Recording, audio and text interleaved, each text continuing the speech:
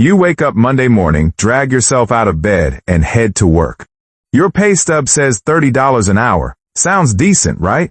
You do the math in your head. That is over $60,000 a year before taxes. You should be comfortable. You should be building wealth. But here is the reality. You're living paycheck to paycheck. Every unexpected car repair sends you into panic mode. Your savings account is embarrassingly empty and retirement. That feels like a fantasy reserved for other people. You're working full-time at what seems like good pay, but somehow you're still broke. What is going on? Here is what nobody tells you, that $30 hourly wage isn't real. By the time the system finishes with you, you're actually taking home closer to $4 an hour in real purchasing power and wealth. Building capacity. I'm James, and I've spent years researching personal finance, digging into the mechanisms that keep hardworking people trapped in financial stress. I share practical insights that can genuinely change your relationship with money. If you're tired of feeling like you're running on a hamster wheel getting nowhere despite all your effort, then stick around. And if you find value in what I'm sharing today, please hit that subscribe button and give this video a like. It helps more people discover these ideas that the financial system doesn't want you to understand. Let me introduce you to a concept I call the real wage erosion framework. This isn't about your gross pay or even your net pay after taxes. This is about understanding the true value of your labor after every single extraction point in the modern economic system takes its cut. Think of your paycheck as a pie.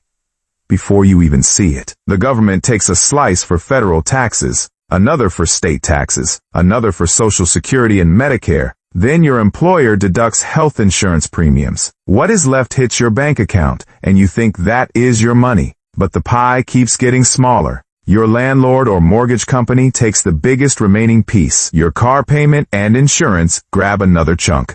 Student loans, credit card minimum payments, utilities, groceries, gas, phone bill, each one carving away at what is left. By the time you're done with mandatory expenses, that $30 hourly wage has been whittled down to almost nothing in actual discretionary income that could build wealth.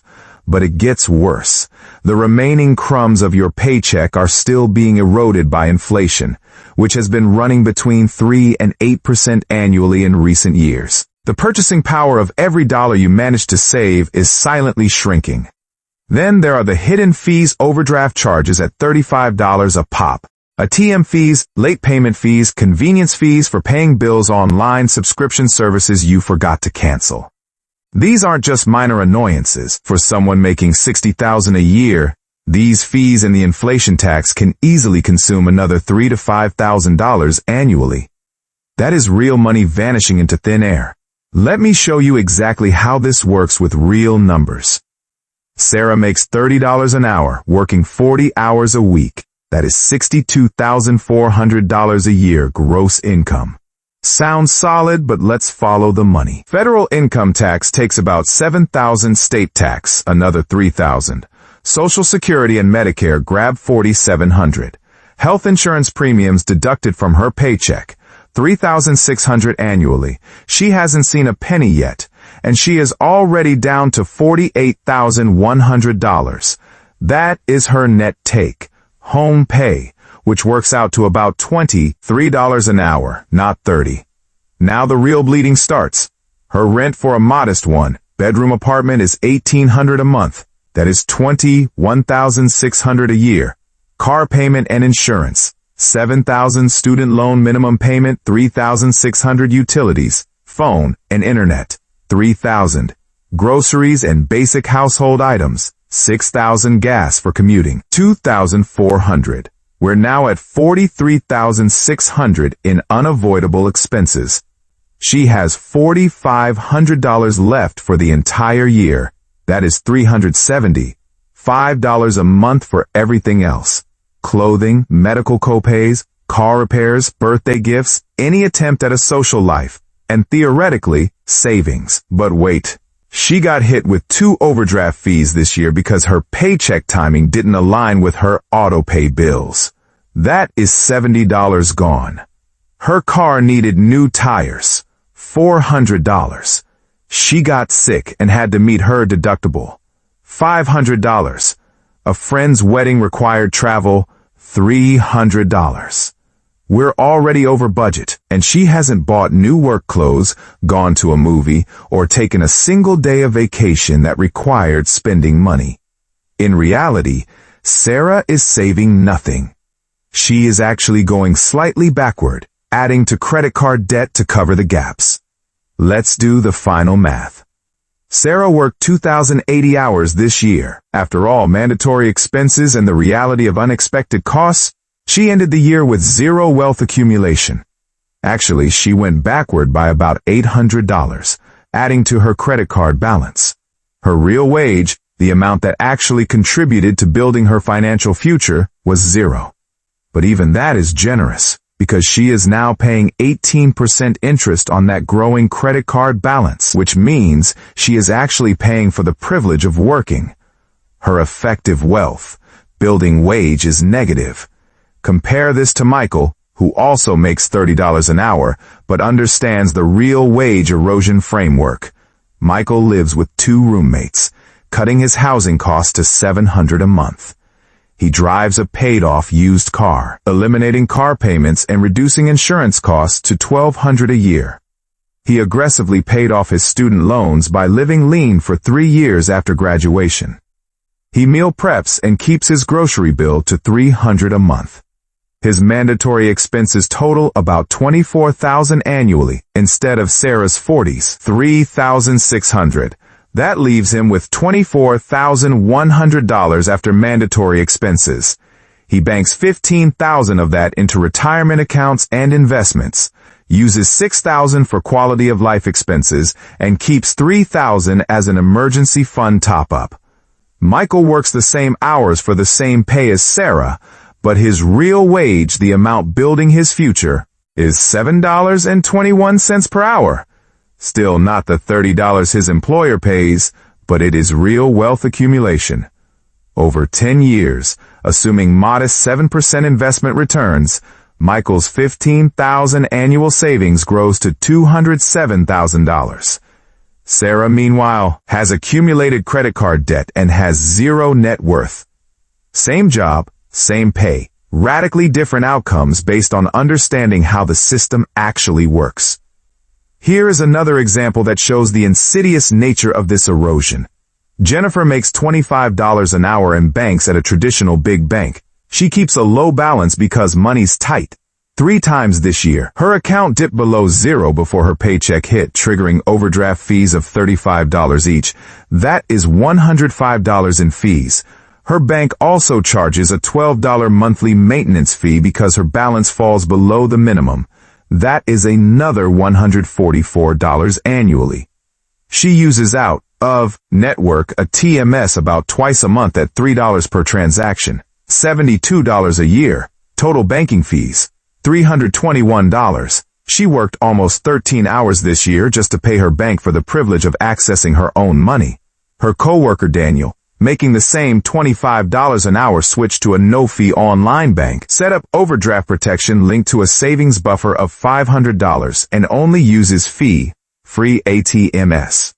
His annual banking fees, zero. That is 13 hours of his life that actually contributed to his wealth instead of evaporating into bank profits. Multiply this across every category of spending, every financial decision, and you start to see why 2 people with identical incomes can have completely different financial trajectories. Now, I know what you're thinking. First objection. James, I can't just slash my rent in half by getting roommates. I have a family, or I need to live near my job, or the cheap areas aren't safe. Fair point. I'm not saying everyone can or should replicate Michael's exact choices. The point isn't the specific tactics, it is the awareness. Once you understand the real wage erosion framework, you start seeing every expense through a different lens. You ask, is this expenditure taking me closer to financial freedom or further from it? Maybe you can't cut your housing costs by half, but could you cut it by 15% by moving slightly further out or negotiating your lease renewal? That 15% on an $1,800 rent is $3,240 a year. That is real money that could be redirected to debt payoff or investments. Second objection. This sounds like you're telling me to live like a monk and never enjoy life. Not at all. I'm telling you to be intentional.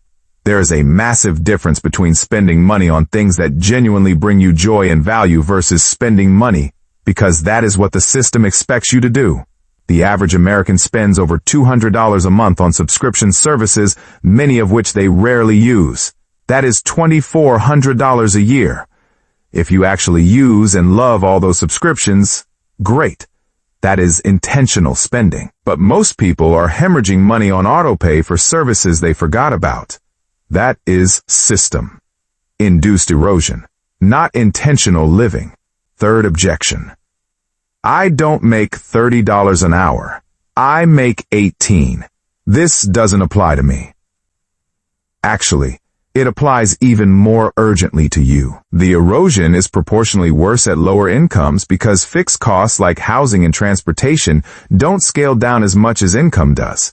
Someone making $18 an hour faces many of the same cost structures as someone making $30, which means an even larger percentage of their paycheck evaporates before it can build wealth. Understanding this framework is critical for identifying which expenses absolutely must be reduced to create any breathing room at all.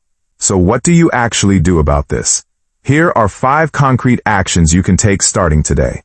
First, calculate your real wage. Pull up your last few months of bank statements and credit card bills. Add up everything you spent, subtract that from your take. Home pay. Home pay. Divide what is left by the number of hours you worked. That number, which might be 0 or even negative, is your real wealth. Building wage. This number is your wake-up call. You can't fix what you don't measure. Second, identify your top 3 erosion points. For most people, it is housing, transportation, and food. Look at each one and ask, is there a way to reduce this cost by even 10 to 15% without significantly impacting my quality of life? Could you refinance your car loan at a lower rate? Could you meal prep twice a week and cut your food spending by $60 a month? Small percentages on big expenses create substantial results. Third, eliminate every fee you're currently paying. Bank fees, late fees, subscription services you don't use. These are pure wealth destruction. Set up autopay for bills to avoid late fees. Switch to a no-fee bank. Go through your subscriptions and cancel anything you haven't used in the last month. This could easily free up $50 to $150 a month, which is $1,800 a year, which is $7,200 over 4 years, which is the down payment on a house or a fully funded emergency fund. Fourth, redirect every dollar you free up to a specific wealth-building goal. Don't just let it sit in checking where it'll get absorbed by lifestyle creep. The moment you reduce an expense, set up an automatic transfer of that amount to a savings account, investment account, or extra debt payment. If you cut your grocery bill by $80 a month, set up an $80 automatic transfer to your Roth IRA on the same day you get paid. Make it invisible and automatic. Fifth, increase your real wage by increasing your gross wage. I know that sounds obvious, but here's the key. A 10% raise doesn't just increase your wealth, building capacity by 10%, it can double or triple it if your mandatory expenses stay flat. If Sarah from our earlier example got a 10% raise, that is an extra $6,240 gross, about $4,000 net, since her mandatory expenses don't increase. That entire $4,000 could go to wealth building. Her real wage would jump from 0 to nearly $2 an hour. That is an infinite percentage increase in what actually matters. Ask for that raise. Switch to a higher paying job. Develop a side income. Every extra dollar at the top of the funnel has multiplied impact at the bottom, where wealth is actually built. Here's the truth they don't want you to realize. The system is designed to extract maximum value from your labor while returning minimum wealth. Building capacity to you, taxes, fees, inflation, lifestyle marketing, predatory lending, every mechanism is optimized to keep you on the hamster wheel. You work harder, you make more, but somehow you're still stressed about money. That is not an accident. That is the design. But you're not powerless. The moment you understand the real wage erosion framework, you can start making different choices. You can plug the leaks, you can redirect your actual wealth, building capacity toward goals that matter, getting out of debt, building an emergency fund, investing for retirement, creating options, and freedom for yourself. This isn't about perfection. It is about awareness and intentionality. Every dollar you prevent from being extracted by the system is a dollar that works for you instead of against you. Over years and decades, those dollars compound into real wealth, real security, real freedom. If this resonated with you, do me a favor. Like this video and subscribe to the channel. Share it with someone who is working hard but feels like they're getting nowhere. These conversations matter. Understanding how money really works is the first step toward making it work for you. You're not failing at money. The system is designed to make you feel that way while it extracts maximum value from your labor. But now you see it, and once you see it, you can't unsee it. That is when everything changes. That is when you stop working for $4 an hour and start building the financial future you actually deserve.